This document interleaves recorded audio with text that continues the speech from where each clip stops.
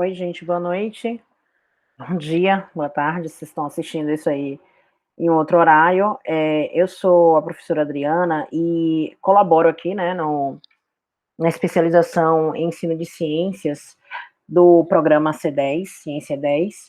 E hoje eu vim mostrar para vocês como vocês podem proceder em ambiente virtual para fazer a pesquisa de vocês, né, visando aí o cumprimento das orientações do Comitê de Ética em Pesquisa do IFBA. Então, eu sou membro, né, do Comitê de Ética em Pesquisa, atualmente do IFBA, e quero passar algumas indicações para vocês, inclusive indicações que eu acredito que sejam práticas. Então, primeira coisa é que, caso algum de vocês resolva fazer o projeto, o TCC, né, em ambiente virtual, existe uma carta, né, uma carta circular da Comissão Nacional de Ética em Pesquisa, que inclusive está aí circulando na internet, que traz orientações com procedimentos para qualquer etapa da sua pesquisa em ambiente virtual. Então, eu vou deixar todas as dicas, os procedimentos que eu estou fazendo aqui, né, nesse documento, inclusive com comentários, para que vocês possam utilizar no trabalho de vocês, tá bom? São as mesmas orientações que eu passo também para os meus alunos, e eu acho que isso vai servir para todos. Então, vocês podem clicar aqui e depois ler com detalhes essas orientações. Mas o que esse documento fala, basicamente? Ele diz que o texto deve atender, né, o texto do seu termo de consentimento livre e esclarecido, as exigências das resoluções do Conselho Nacional de Saúde. Essas resoluções, elas estão descritas aqui, ó, 466 de 2012 e 510 de 2016. Aqui também, nesse arquivo que eu vou disponibilizar, é tudo linkável, tá? Então, vocês podem clicar e ter acesso direto a essas resoluções. Nesses 10 minutos que eu tenho, eu vou tratar apenas do termo de consentimento livre e esclarecido. Mas, se vocês lerem as resoluções, existem outros procedimentos éticos que são importantes vocês lerem. E isso aí deve ser adaptado, né, tudo que vocês fizerem para a internet. Então, essa carta que eu já mencionei aqui em cima traz esses procedimentos para pesquisas na internet. Vocês também devem assegurar no TCLE, no termo de consentimento livre esclarecido, que o participante ele tenha guardado, né, o seu termo de consentimento livre esclarecido. Então, uma das coisas que a CONEP, o CEP, trazem nessa orientação é que, além de vocês disponibilizarem virtualmente para o participante assinar, é importante que vocês coloquem a lembrança que ele deve guardar uma cópia.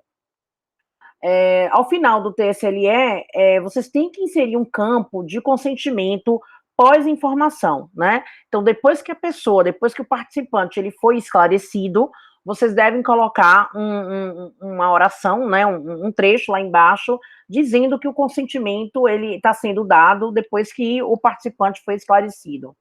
Essa redação, ela deve ser simples, como tipo assim: li e concordo em participar da pesquisa, ou declaro que concordo em participar da pesquisa. Porque é importante que o participante dê esse consentimento para você, pesquisador, e o Comitê de Ética em Pesquisa vai avaliar isso. Quando no desenho metodológico de vocês tiver coleta de dados em ambiente virtual, então, por exemplo, o Google Forms faz isso, o SurveyMonkey também faz isso, o Zoom, o Skype, já que o termo de consentimento ele pode ser também oral, né? O consentimento pode ser oral. E aí a regra do registro de consentimento, ele deve apresentar, então, a importância de que o participante da pesquisa guarde esses arquivos, né, uma cópia do documento do TCLE, como garantia do envio da via assinada ao pesquisador. Então, não só o participante armazena, guarda, como você também pede para que ele te devolva esse termo assinado, de preferência, né, para você manter aí nos seus registros. O formulário da pesquisa, ele tem que ter aí, caso ele tenha, né, uma pergunta obrigatória, deve constar no TSLE o direito do participante não responder a pergunta. Então, veja, no seu questionário, se você tornar as perguntas obrigatórias, você tem que dar a opção do participante da pesquisa se recusar. Então, o ideal é não usar aquele recurso de obrigatoriedade da questão, né? Ou se deixar, dar outra opção para o participante não responder, se for o caso, porque ele não é obrigado a responder tudo se ele não quiser. Outra coisa que é importante aí nessas orientações é que se deve garantir, né, o direito ao participante de todo o conteúdo da pesquisa, todas as publicações, inclusive se o participante da pesquisa quiser as perguntas antes, oficialmente, por exemplo, de uma entrevista, você deve conceder o roteiro de perguntas a essa pessoa para ela se sentir mais à vontade. O pesquisador também deverá paginar o TSLE, né, caso ele possua mais de uma página. Então, é importante, se você tem 2 páginas, por exemplo, manter página 1 e página 2. Lembrando que o TSLE, né, gente, ele deve ser enxuto, ele não pode ser muito longo, para não tornar também todo o processo da pesquisa cansativo para o participante. Então, a gente recomenda aí umas 2 páginas de TSLE. Claro que isso não é uma regra. Outra coisa é que o TSLE na web, né, na internet, sem a possibilidade de uma assinatura física, é possível que você coloque um botão, que daqui a pouco eu vou mostrar para vocês, uma opção, onde a pessoa clica e ela está dizendo que está consentindo a pesquisa, né? E o participante, ele pode ter acesso às perguntas só depois que, ou seja, ele vai finalmente responder a pesquisa só depois que ele der esse consentimento, tá? Então, são algumas orientações genéricas, mas eu aconselho que vocês leiam essas orientações. Uma outra coisa que essa carta circular da CONEP, do sistema CEP, diz, é que você deve convidar o participante da pesquisa. E se esse convite for por e-mail, ele não pode ser feito todo com os endereços das pessoas aparecendo, né? Então, você deve usar lá no seu e-mail aquela função de cópia oculta. E você deve garantir isso, principalmente se você estiver falando de sigilo e de confidencialidade na sua pesquisa. Então, aqui eu elaborei, para deixar isso para vocês, um modelo de convite, né? Que vocês podem fazer aí ao participante da pesquisa, por exemplo. Então, neste caso aqui, eu estou convidando o meu participante por e-mail, tá? Então, eu identifico, por exemplo, prezado. E aí, esse prezado, você está sendo convidado para participar de uma pesquisa, você pode até botar o nome da pesquisa, né? Aprovado pelo Comitê de Ética em Pesquisa do Instituto Federal da Bahia. É importante identificar a instituição da qual o programa de pós-graduação aí, né, da especialização está vinculado, já que existem diversos CEP. Na Bahia, por exemplo, existem mais de 20, tá? Só que aqui a gente está fazendo uso, né, do CEP IFBA. E aí, de acordo com as exigências das resoluções número 466 de 2012 e 510 de 2016. São essas resoluções que o CEP vai cobrar, que você tenha conhecimento para que você tenha o seu protocolo aprovado do Conselho Nacional de Saúde. Antes de você responder as perguntas relacionadas ao estudo, apresentaremos o termo de consentimento livre esclarecido para a sua leitura e anuência. Então, isso aqui pode ser apresentado por e-mail, da forma que eu falei antes, ou seja, você coloca o endereço de todo mundo como cópia oculta, ou coloca um único destinatário e manda o termo de consentimento livre esclarecido por e-mail, no anexo, para que a pessoa devolva para você da forma de assinatura digitalizada. Caso isso aí não seja o procedimento mais viável, você pode fazer essa segunda opção, que eu vou demonstrar aqui para vocês, inclusive vou demonstrar de forma prática. Então, o que foi que eu fiz? Depois que eu li as orientações, depois que eu fiz o convite para as pessoas, né? Porque certamente se você vai querer convidar, chamar as pessoas para participar da sua pesquisa, eu estou usando aqui, gente, o mesmo modelo do termo de consentimento livre esclarecido que a coordenação do C10 disponibilizou, certo? Então, eu peguei o modelo e fiz algumas adaptações para poder ajudar vocês, esclarecendo diretamente o que significa cada parte desse TCLE, porque essas partes não podem faltar. Mas aí, qual é a minha sugestão? Ao invés de vocês fazerem isso de forma trocando e-mail, isso pode ser muito mais prático usando os ambientes virtuais. E aí, dois desses ambientes virtuais eu quero mostrar aqui para vocês. Um é o Microsoft Office, né? O Office 365 da Microsoft. Aqui eu estou usando a minha conta institucional do IFBA, tá? Então, se você tem uma conta institucional, você consegue fazer esse tipo de formulário. O outro é o velho Google Forms, que eu acho que vocês estão até mais habituados. Então, eu entraria na minha conta institucional, aqui eu entrei na minha conta IFBA, tá? E aí, nesses 9 pontinhos aqui, eu selecionaria aqui formulários, ok? Então, não tem muita dúvida sobre isso, no sentido de que você pode abrir um formulário em branco, tá?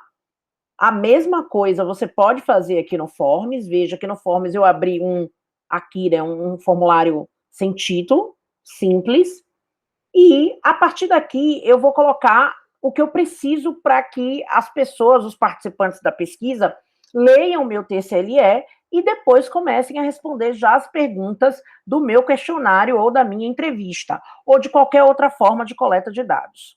Então, o que é a primeira coisa que eu vou fazer aqui?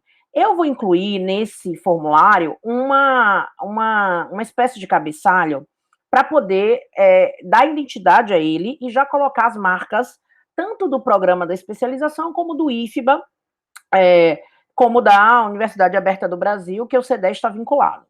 Então, eu venho aqui, ó, em personalizar tema, tá? Escolher uma imagem, e aí eu vou fazer upload da imagem, porque, na verdade, a imagem já são as marcas que o C10 disponibilizou aí para vocês, tá? Então, eu estou fazendo aqui cópia, né? Veio aqui a marca bonitinho do C10, né? E aí eu vou colocar essa marca aqui, tá? E aí concluir. Eu não vou personalizar muito agora, por causa do meu pouco tempo aqui, mas eu coloquei a marca, né, no formulário, tá? Então, isso é possível ser feito aqui no Forms, como é feito também aqui na Microsoft, que também é um Forms. Aqui a mesma coisa, eu vou em tema, no tema eu peço para carregar uma imagem, tá? Então, aqui carregando é possível estilizar aqui esse formulário. Se vocês não quiserem estilizar ele todo, você pode estilizar só aqui a parte do cabeçalho mesmo, em carregar. E aí, em carregar, eu procuro aquela imagem que já está montada, né, do IFBA, do C10, da Universidade Aberta do Brasil. Aí ele vai carregar, e aqui você vem para a cópia do termo de consentimento livre esclarecido e carrega aqui o nome termo de consentimento livre e esclarecido. Pronto. Feito isso, a mesma coisa eu posso fazer aqui, né, no formulário sem título do Forms, termo de consentimento livre esclarecido. E aí, eu vou para a descrição do meu modelo do TCLE. Vejam que eu preenchi algumas coisas, né, visando apresentar isso para os meus alunos, outras coisas eu não preenchi, mas vai ficar editável, vocês podem preencher, e aqui tem orientações. Então, o que eu faria? Eu pegaria todo esse texto, né, que está aí preparado para vocês poderem apresentar para o participante, e vou colar aqui na área de descrição, tá? Então, todo bonitinho, só que onde está vazio aqui, vocês vão preencher, ok? E aí, o tipo de pergunta que você pode fazer aqui embaixo é o seguinte, também está no nosso modelo aqui. Caso clique sobre aceitar a pesquisa, né? Aquela pergunta, você aceita em ir para frente, ou seja, em começar a responder as perguntas, ou não, você se recusa a participar. Então, esse tipo de coisa aqui, a gente pode colocar ali, né? Eu vou colocar também essa parte aqui no finalzinho, para que a pessoa fique esclarecida sobre isso. Então, aqui, né? Eu posso colocar essa pergunta e vou acrescentar ainda, aceita participar da pesquisa? É uma pergunta que aí tem que ser obrigatória, tá? Então, eu vou colocar aqui, por exemplo,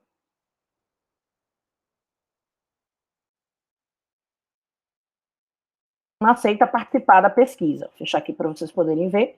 Pronto. Aí a pessoa pode responder sim, ou a pessoa pode responder não. Aqui eu preciso tornar a pergunta obrigatória, como eu disse para vocês, porque se a pessoa disser não, o ideal aí é o formulário fechar, né? Se a pessoa responder sim, aí ela prossegue para as questões. Então aqui eu vou colocar um condicionante, e esse condicionante eu coloco clicando aqui nesses 3 pontinhos do form, tá? Não. Aí, vejam, eu posso ir para a sessão com base na resposta. É aqui que você clica. Cliquei. E aí ele diz: se for sim, você continua para a próxima sessão, continua o formulário. Se for não, aí você pode, direto enviar o formulário. Porque não, a pessoa está se recusando, sim, ela está aceitando, tá? Vamos ver isso aqui na visão aí do participante da pesquisa. Olha lá, o termo estaria todo aqui, bem preenchidinho, tá, gente?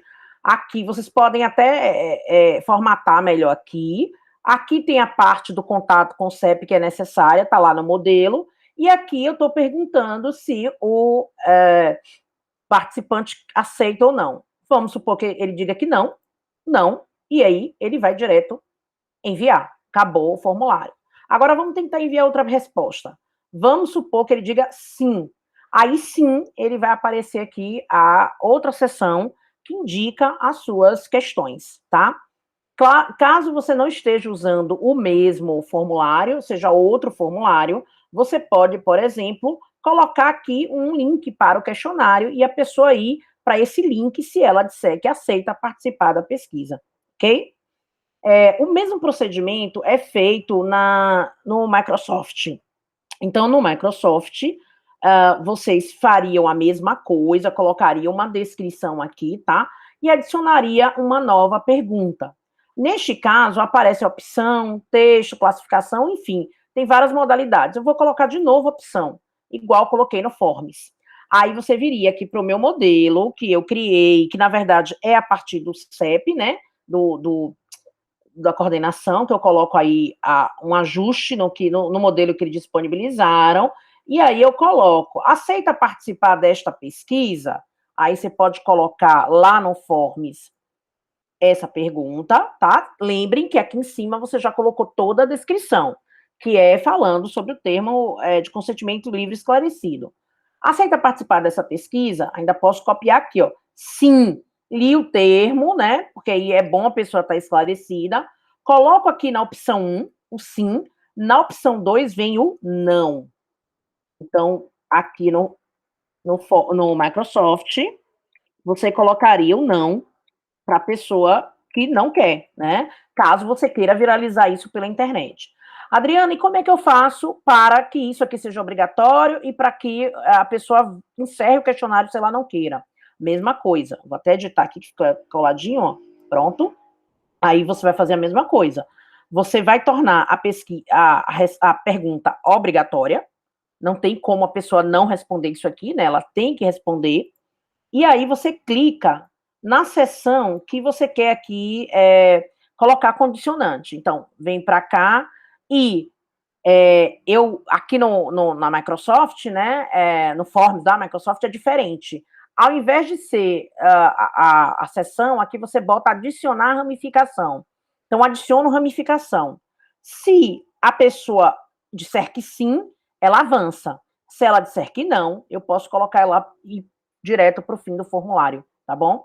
E aí agora eu tenho já o TCLE aqui que vocês vão copiar e colar, e aqui a pergunta obrigatória, se sim, a pessoa vai para uma nova pergunta, que seria o questionário ou o roteiro de entrevista. Se for não, a pessoa encerra diretamente esse formulário. Gente, eu agradeço aí a participação de vocês, né? Desculpa pelo tempo curto, mas eu estou deixando aqui para vocês várias indicações que vão detalhar melhor isso que eu mostrei aqui. Então, tem um artigo completo sobre o processo do Comitê de Ética em Pesquisa, tratando da documentação, como é o processo, eu recomendo muito esse capítulo, né? Na verdade, é um capítulo de livro digital, e também tem um curso que serve, inclusive, para os usuários do sistema CEP e CONEP. Vocês, que serão futuros especialistas em ensino de ciências, também vão usar o comitê de ética o tempo todo. Então, por causa disso, recomendo que vocês tenham acesso aqui a esse curso que é online EAD sobre o sistema CEP. Então, todo esse modelo que o C10 já disponibilizou, com esses meus comentários e com essas dicas, estarão disponibilizados para vocês aqui na descrição desse vídeo, tá bom? Bom estudo para todos.